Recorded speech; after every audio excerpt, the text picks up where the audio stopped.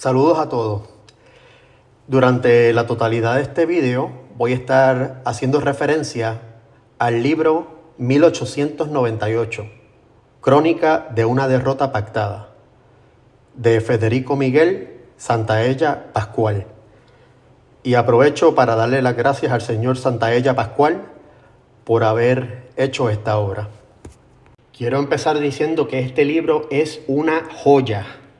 Este libro equivale a una clase de 3 créditos en la universidad y me costó solamente 40 pesos, incluyendo los gastos de envío. Yo recomiendo que toda persona que hable español, que lo lea, porque esto habla desde la verdad sobre las independencias americanas, luego el desarrollo de España con lo que quedaba del imperio, el preámbulo a la guerra y la guerra en detalle. O sea, si usted quiere saber detalles de qué alcance tenía el rifle Mauser comparado con el rifle Springfield, este es el libro para usted. Especialmente si usted es boricua, usted debe leer este libro. Explica muchas cosas que no tenían sentido y que cuando lo lee, ahí va a tener sentido. Añado que lo bueno de este libro es que presenta muchísima información resumida y se lee de manera muy amena. Y cuando lo terminé me sentí que había aprendido en cantidad. Podemos ver que el autor titula el libro con la conclusión, Crónica de una derrota pactada. Sabemos cuál fue la guerra. Me está diciendo que fue una derrota pactada. Ah, bien, me dijiste el final, pero lo bueno de este libro, el gusto, está en los detalles de cómo fueron esas traiciones, detalles, datos específicos, evidencias y conclusiones lógicas. Yo no podía dejar de leer este libro. Lo terminé en una semana. Ahora voy a leer algunos extractos que son pertinentes a la situación de Puerto Rico porque son cónsonos con el mensaje que yo quiero llevar en mi canal. Pero más aún, no solo porque son cónsonos, porque son los datos reales. La historia no es la historia que nos gustaría que fuera. La historia es la historia. Y este libro te presenta la historia con evidencia. Vamos para allá. Sobre la posición de los puertorriqueños con respecto a España en el siglo XIX, nos dice el autor que la opción independentista de Puerto Rico, bajo España, siempre fue la más minoritaria y nunca tuvo apoyo popular. De hecho, en un referéndum realizado en el año 1851, solamente el 5,5% de la población se manifestó partidaria de la independencia, cuando la totalidad de los territorios hispanoamericanos hacía décadas que se había separado de España y la metrópoli estaba en un proceso de descomposición.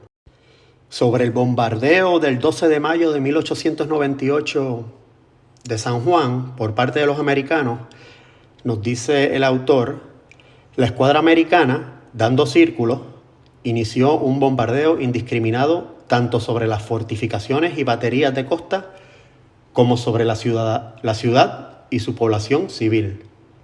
Y leo una nota al calce en la que el autor nos dice: las normas éticas de la guerra entre países civilizados prohíben taxativamente atacar emplazamientos civiles donde exista una población indefensa. Cuando en alguno de estos emplazamientos haya reductos o establecimientos militares, el atacante debe dar un plazo de al menos 48 horas para que sea evacuada la población civil. Y hago hincapié en esto porque esto es la evidencia de que los americanos entraron bombardeando a todo el mundo, a los civiles, o sea, a nosotros. Lo que voy a leer ahora va a ser chocante para todos esos pitiyanquis que dicen que recibimos a los americanos con flores y con vítores. Esto es sobre la batalla de Asomante en Asomante ay Bonito, del 12 de agosto de 1898. Nos dice el autor: en Asomante, el regimiento de Wisconsin fue recibido a cañonazos durante 3 horas. Cuando avanzó la infantería, los soldados españoles y puertorriqueños, desde las trincheras, frenaron en seco la ofensiva. Dicen algunas crónicas puertorriqueñas que, dado el gran alcance de los fusiles Mauser españoles, la infantería estadounidense fue detenida a más de 1000 metros. Muchos soldados americanos huyeron y la ofensiva se tuvo que detener. O sea, les ganamos. Cuando el 13 de agosto llegó la noticia de la capitulación, los soldados españoles no se quisieron rendir y abandonaron sus posiciones a finales del mes de septiembre. O sea, les llega la noticia el 13 de agosto y se rehúsan a irse por el honor que ellos tenían. Sobre la batalla de las Lomas de San Juan en Cuba, nos dice el autor que en total se realizaron 3 líneas defensivas escalonadas y la primera línea defensiva se componía de una compañía de Puerto Rico.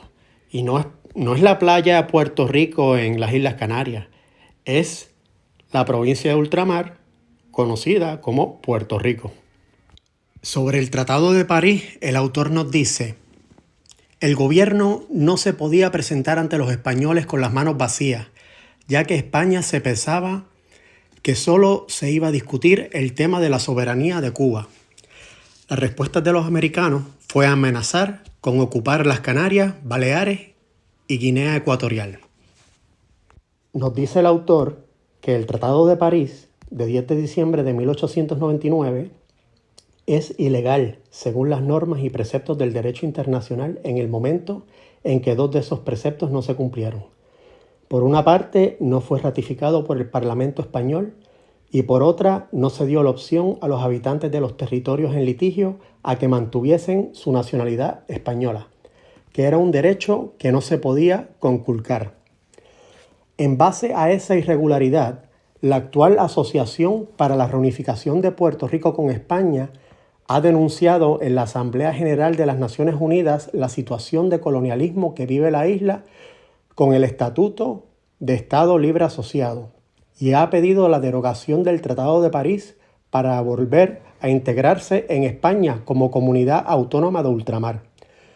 Esta petición está fundada en la concesión en 1897 de las cartas autonómicas a Cuba y Puerto Rico, que por otra parte fueron los primeros estatutos de autonomía realizados en España.